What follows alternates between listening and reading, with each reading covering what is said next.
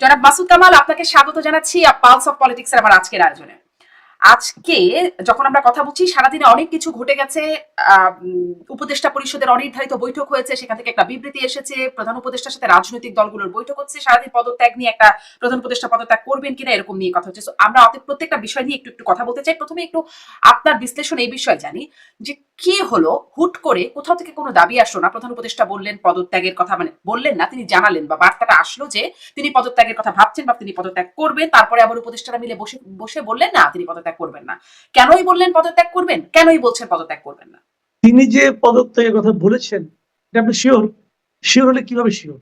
উনি যে পদত্যাগ করছেন এই কথাটা আপনি প্রথম জেনেছেন কার কাছ থেকে? আপনি জেনেছেন এনসিপির নাহিদ ইসলামের কাছ থেকে। নাহিদ ইসলাম এবং প্রধান উপদেষ্টার মাঝখানে বৈঠকে তৃতীয় কোনো ব্যক্তি ছিলেন না। অন্য কোনো ব্যক্তি কি এই কথা সাক্ষ্য দিয়েছেন যে নাহিদ ইসলামের কাছে প্রধান উপদেষ্টা এই কথা বলেছেন? না। সাক্ষ্য দেন নাই তো? দেন নাই।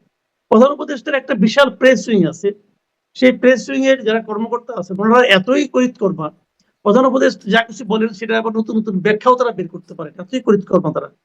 সেই প্রেস উইং এর কেউ কি বলেছেন যে প্রধান উপদেষ্টা পদত্যাগ করতে চাচ্ছেন, প্রধান উপদেষ্টার মন খারাপ, প্রধান উপদেষ্টা অভিমান করেছেন? কেউ কি বলেছেন কখনো? কেউ বলেন নাই। হঠাৎ করে নাহিদ ইসলামের কথা বললেন। নাহিদ ইসলাম কি প্রধান উপদেষ্টার মুখপাত্র?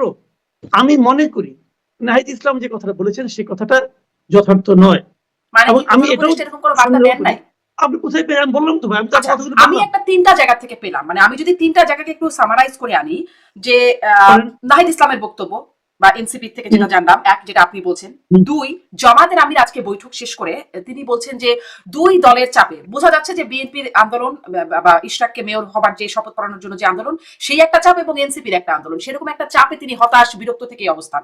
জামাতের আমিরের বক্তব্য তিনি বৈঠক শেষ করে এসে নিউ ইয়র্ক টাইমস তারা প্রধান উপদেষ্টার হাই অফিসিয়ালের সাথে কথা বলছেন, ফোনে কথা বলছেন, সেই রকম একটা প্রতিবেদন প্রকাশ করেছে। সেখানে তারা বলছেন যে বিশেষ করে মানে সেখানে তারা বলছেন যে প্রধান উপদেষ্টা পদত্যাগের এই সিদ্ধান্ত নিচ্ছেন বা এই বার্তা দিচ্ছেন, যদি আপনি বলেন।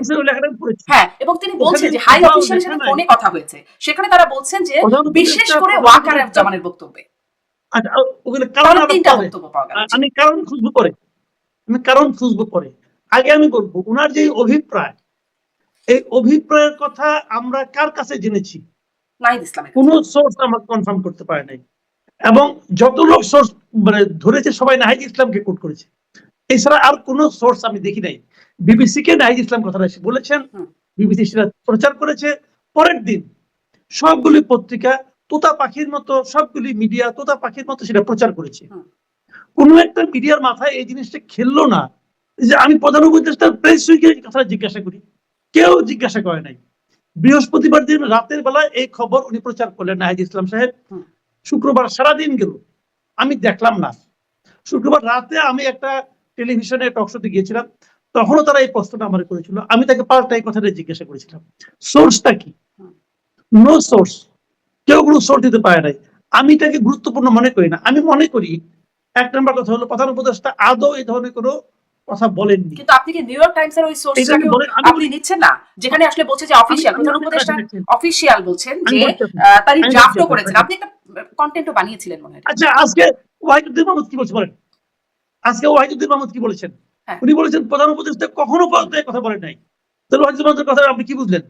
ওয়াহিদুদ্দিন মাহমুদ নিজে বলেছেন যে প্রধান উপদেষ্টা কখনো পদত্যাগের কথা বলেন নাই। তাহলে আমার যে সন্দেহটা, সেই সন্দেহটা তো ওয়াহিদুদ্দিন মাহমুদের কথায় তো আমি পেলাম, প্রমাণ পেলাম। আর আগের কথাগুলো তাহলে কি হলো? তাহলে আসলে কে সত্য বলছেন, কে মিথ্যা বলছেন? নাহিদ ইসলাম কি মিথ্যা বলেছেন, বা এই যে নিউ ইয়র্ক টাইমস যে অফিশিয়াল জীবনে কখনো মিথ্যা বলেন নাই? হ্যাঁ, নাহিদ ইসলাম কি তার জীবনে কখনো মিথ্যা বলেন নাই? না, বলতেই পারেন। মানে আমি এই জন্য আপনার কাছে জিজ্ঞাসা করছি। আরেকটা বললো, মানে আপনার তাহলে বিশ্লেষণটাকে আমি যদি আপনার কনক্লুশনটা জানতে চাই, বা আপনার সামারিটা কি করলেন সেটা যদি জানতে চাই, যে প্রধান উপদেষ্টা এরকম কোনো কথা বলেনি নাই কখনো, এটা আপনার মনে হচ্ছে? মানে নাহিদ ইসলাম যা বললেন, বা নিউ ইয়র্ক টাইমস যে ইউনুসের অফিসে ফোন করে হাই অফিসিয়ালকে, তা অবশ্য বলেন নাই, সোর্সটা বলেন নাই, কিন্তু হাই অফিসিয়াল। তাহলে কি জানবো?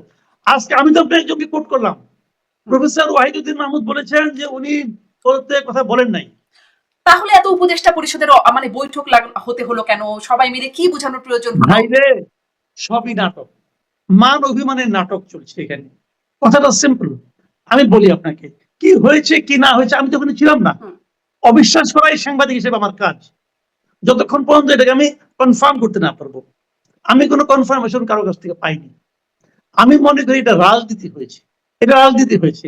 আজকে দেখেন, আমি বলি, প্রধান উপদেষ্টার সঙ্গে এর মধ্যে আমার জানার মধ্যে 3টা পলিটিক্যাল পার্টি দেখা করেছি, বিএনপি, জামাত ইসলাম এবং এনসিপি। বিএনপি তার দাবি জানিয়েছে, এগুলো নিয়ে পরে হয়তো আলোচনা করবেন, বিএনপি তার দাবি জানিয়েছে, জামাত তার দাবি জানিয়েছে, এনসিপি সব কথায় একমত হয়েছে। তার মানে এনসিপির কাজই হলো এমন কিছু করা যাতে নাকি প্রধান উপদেষ্টা খুশি হন। তো কালকে তাহলে প্রধান উপদেষ্টাকে খুশি করতে কি তারা এটা বলেছে? আমি জানি না। বৃহস্পতিবার দিন রাতে বলেছে তারা, বৃহস্পতিবার দিন রাতে এনসিপির নেতা বিবিসি কে বলেছেন। বৃহস্পতিবারের পরের দিন কি ছিল? শুক্রবার। শুক্রবার হলো কিছু কিছু ক্ষেত্রে বাংলাদেশে আন্দোলনের জন্য একটা খুবই উর্বর দিবস। এই দিবসে জুম্মা নামাজের পর বাইতুল মোকাররমে কিছু লোকজন আসেন, বাইতুল মোকাররমের সামনে আসেন, কিছু লোকজন থাকেন, তারা চট করে ডাকলে এক জায়গায় মিছিল করে ফেলান। এরকম একটা প্রত্যাশা হয়তো কারো কারোর মধ্যে ছিল যে প্রধান উপদেষ্টা পদত্যাগ করবেন। এই কথা শুনে অনেক লোক জড়ো হবেন, তারা বলবেন, আসবেন, এসে তারা জড়ো হবেন, বলে না, পদত্যাগ করা যাবে না, পদত্যাগ করতে দেওয়া হবে না, এগুলি বলবেন, একটা আওয়াজ উঠবে, একটা হাইপ উঠবে। সেটা আনফরচুনেটলি উঠে নাই। উঠে নাই এই কারণে সময়টা আসলে অ্যাপ্রোপ্রিয়েট ছিল না। এই কথাটা যদি উনি গত সেপ্টেম্বরে বলতেন, ঢাকা শহরে মানুষ ভেঙে পড়তো, না আপনার পদত্যাগ করা চলবে না। কিন্তু এমন এক সময় উনি কথাটা বলেছেন যখন সালাউদ্দিন আহমেদের মতো বিএনপি নেতা বলতে পেরেছেন উনি যদি পদত্যাগ করেন, করবেন, এটা ওনার ব্যক্তিগত ব্যাপার। সালাউদ্দিন আহমেদ এই কথা বলার সাহস পাইতো না সেপ্টেম্বরে। এই যে রাজনৈতিক বাস্তবতাটা, রাজনৈতিক পরিবর্তনের যে বাস্তবতাটা, এই বাস্তবতা ডক্টর ইউনূস যত দ্রুত বুঝবেন তত দেশ এবং জাতি এবং ওনার জন্য ভালো। বুঝতে হবে এই সরকার অন্তর্বর্তীকালীন সরকার, অন্তর্বর্তীকালীন সরকারের উপদেষ্টারা, তাদের বাংলাদেশে সাধারণ মানুষের মনের অবস্থানটা এখন কোথায়, এটা ওনাদের বুঝতে হবে। এখন প্রধান উপদেষ্টা আমার এটা ধারণা বুঝেই কিনা উপদেষ্টা পরিষদের যে বিবৃতি, সেটাও নিশ্চয়ই আপনি দেখেছেন। সেখানে একটু কোট করি, যদি পরাজিত শক্তির ইন্ধন এবং বিদেশি ষড়যন্ত্রের অংশ হিসেবে সরকারের উপর আরোপিত দায়িত্ব পালনকে অসম্ভব করে তোলা হয়, তবে সরকার সকল কারণ জনসমক্ষে উত্থাপন করে পরবর্তী সিদ্ধান্ত গ্রহণ করবে। আপনি আসলে এখান থেকে কি বুঝলেন? পরাজিত শক্তির ইন্ধন, বিদেশি ষড়যন্ত্র বলতে কি বুঝছেন? আর সকল কারণ জনসমক্ষে উত্থাপন করা হবে, তাহলে কি এখন কারণগুলো চাপা রাখা হচ্ছে? আমি বলছি আপনি জিনিসটা খুব ভালো কথা। এটা কিন্তু আপনাকে যদি লক্ষ্য করবেন, এই যে আওয়ামী লীগ আমলে একটা কথা বলা হতো, কেউ কিছু বললে যদি কারো কথা আওয়ামী লীগ সরকারের পছন্দ না হতো, তাহলে বলতো যে মুক্তিযুদ্ধের চেতনা বিরোধী কথাবার্তা বলছে তারা। এটা একটা ট্যাগ, একটা পলিটিক্যাল ট্যাগ লাইন। এই সরকার আরেকটা ট্যাগ লাইন পেয়েছে যে পরাজিত শক্তির সমর্থক। আচ্ছা, কেউ একটা কথা বললো, যে কথাটা সরকারের পছন্দ হলো না, সরকার কি করে প্রমাণ করবে যে এই কথাটা পরাজিত শক্তির সমর্থক সে? এখন সরকারের অপছন্দনীয় সব কথাই কি পরাজিত শক্তির, ফ্যাসিস্ট শক্তির সমর্থকরা করবে? আচ্ছা, একটা কিছু করলো, মনে করেন আমি বললাম যে করিডোর দেওয়া ঠিক হবে না, তাহলে কি আমি একটা বিদেশি শক্তির সমর্থক হয়ে গেলাম? আমি যদি উল্টা বলি আপনি করিডোর দিচ্ছেন, এইটা একটা বিদেশি শক্তিকে সমর্থনে করছেন কাজটা, তাহলে আপনি প্রমাণ করবেন কিভাবে? এইগুলি হলো কি জানেন? ট্যাগ দেওয়া। এবং তারপরে বলছেন তাই যদি হয় তাহলে তারা সমস্ত কথা জনগণের কাছে প্রকাশ করবে, করে যা করণীয় তাই করবে। জনগণের কাছে প্রকাশ ওই দিন করার দরকার কি? আজকেই করেন না। আজকে করতে সমস্যাটা কি? যদি আপনি বুঝেন যে কেউ পরাজিত শক্তির সমর্থক হিসেবে কিছু একটা করছে, শুরু করেছে, আপনি তখনই করেন। যদি আপনি বুঝেন যে কোনো একটা বিদেশি শক্তি, এগুলো হলো জানেন, এগুলো হলো আগে একটা অজুহাত দেওয়া, অথবা ওনারা কিছু একটা করতে চাচ্ছেন, সেই করতে চাওয়ার জন্য আগে ভাগে একটা অজুহাত তৈরি করে রাখা। এগুলি কোনো ভালো নমুনা নয়। রাষ্ট্র চালানোর ক্ষেত্রে এগুলি ভালো নমুনা নয়। পরাজিত শক্তির সমর্থকরা আপনাকে ডিস্টার্ব করতেই পারে, অস্বাভাবিক কি? তাদেরকে আপনি পরাজিত করেছেন, তারা খুব হ্যাপি হয়েছে নাকি? তারা তো আনহ্যাপি হতে পারে, তারা তো চেষ্টা করতেই পারে। এই জন্য আপনি সব কাজ কাম বন্ধ করে দেওয়া, জনগণের কাছে যাবেন, তাহলে এখনই যান। জনগণের কাছে যাওয়ার কিন্তু আমার কোনো আপত্তি নাই, আপনি জনগণের কাছে যে কোনো সময় যাইতে পারেন, এবং এই যাওয়াটাই উচিত। আপনারা জনগণের কাছে যান না, এটা নিয়ে তো জনগণের আপত্তি। আমার এখানেও প্রশ্ন, জনগণের কাছে যাবেন কি করে? তারা জনগণকে বলবে যে আমরা এই করিডোরটা দিতে চাই একটা মহৎ উদ্দেশ্যে, আমাদেরকে কেউ দিতে দিচ্ছে না, হয়ে গেল। আসলে ভাই এগুলি কোনো ঘটনা না। আমি ঘটনাটা বলি, আপনি এই প্রত্যেকটা কথা একটা করে বলবেন, আমি একটাকে উত্তর দেবো, কিন্তু কোনো সমাধানে আপনিও বুঝবেন না, আমিও বুঝবো না। আমি মূল সমস্যাটা বলি। মূল সমস্যাটা হলো গত কয়েকদিন আগে কেউ কেউ বলেছেন তো ডিসেম্বরে নির্বাচন চাই, বলেছেন তো করিডোর দেওয়া যাবে না, বলেছেন তো মব ভায়োলেন্স বন্ধ করতে হবে, বলা তো হয়েছে। তাদেরকে যদি ওইভাবে কেউ উল্লেখ করে যে তুমি হাসিনার দালাল, তুমি ইন্ডিয়ার দালাল, দুটাই কিন্তু কমন পড়ে, পরাজিত শক্তিও পড়ে, বিদেশি শক্তিও পড়ে। সেভাবে যদি কেউ বলে উল্লেখ করতে চান আপনি, তার জন্য আপনি একটা পথ বানাইলেন। আপনি দেখবেন গত 2-3 দিন এই পিনাকি ভট্টাচার্য, ইলিয়াস হোসেন, এদের টকশোগুলি দেখবেন, এদের অনুষ্ঠানগুলি দেখবেন, তারা কিন্তু এই ন্যারেটিভটা তৈরি করতেছে। এবং আমি খুব বিস্ময়ের সঙ্গে লক্ষ্য করি, ওখানে যে ন্যারেটিভটা তৈরি হয় সেটাই আমাদের এখানে উচ্চারিত হয়, প্রাতিষ্ঠানিকভাবে সেটাকে এক ধরনের সাপোর্ট দেওয়া হয়। এটা আনফরচুনেট। আমি একটা বেসিক কথা বলি, শোনেন আমার দুঃখটা কোথায় আমি বলি আপনাকে। আমি সবসময় একদম আমার হৃদয় দিয়ে বিশ্বাস করি যে এই দেশকে, এই জাতিকে অগ্রসর করতে হলে ঐক্যবদ্ধ করতে হবে। আমি বিশ্বাস করি যে বিভক্ত জাতি কখনো অগ্রসর হতে পারে না। আমাদের দুর্ভাগ্য হলো আমরা আওয়ামী লীগের 15 বছরে দেখেছি, আওয়ামী লীগ খুব সচেতন ভাবে জাতিকে বিভক্ত করার চেষ্টা করেছে। তারা কিছু হলেই স্বাধীনতা বিরোধী চক্র, স্বাধীনতা চেতনা বিরোধী আওয়ামী লীগ, তারা বলতো যে বিএনপি জামাত চক্র, বিএনপি জামাতের অগ্নি সন্ত্রাস, আগুন সন্ত্রাস, এগুলো বলে বলে দেশটাকে দুটো ভাগ করে দিয়েছিল। তখন আমি বলতাম যে বিএনপি জামাতের যারা লোক আছে, সমর্থক আছে, তাদেরকে আপনার দেশ থেকে বের করে দিবেন, তাদেরকে বঙ্গোপসাগরে ফেলে দিবেন? আপনি পারবেন না তোর ভাই। আমার এক আত্মীয় বিএনপি করে, আরেক আত্মীয় আওয়ামী লীগ করে, আরেক আত্মীয় জামাত করে। আমার বাড়িতে কোনো প্রোগ্রাম হলে আমি 3 আত্মীয়কে দাওয়াত দিই, 3 আত্মীয়র প্রোগ্রামে আমি যাই। 3 আত্মীয় 3 রাজনৈতিক মতাদর্শী, বা 3 আত্মীয় আমার আত্মীয়, 3 আত্মীয় এই দেশের অধিবাসী, 3 আত্মীয়কে নিয়েই আমার চলতে হবে।